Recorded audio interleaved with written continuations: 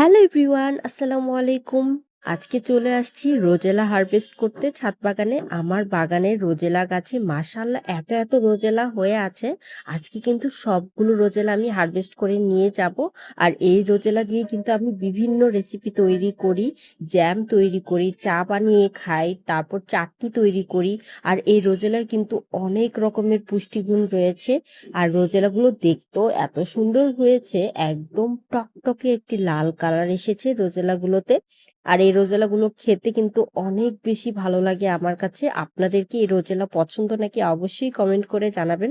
তো আজকে কিন্তু অনেক রোজেলা হারভেস্ট করব, আর সময়টা আমার অনেক বেশি লেগেছিল রোজেলাগুলো হারভেস্ট করতে, যেহেতু অনেকগুলো রোজেলা হয়েছে আমার বাগানের গাছে। রোজেলা ফলে রয়েছে প্রচুর পরিমাণে অ্যান্টিঅক্সিডেন্ট, যা উচ্চ রক্তচাপ কমায়, ডায়াবেটিস নিয়ন্ত্রণ করে, ক্যান্সার নিয়ন্ত্রণ করে। এছাড়াও ওজন কমাতে কিন্তু অনেক বেশি হেল্প করে এই রোজেলা ফল।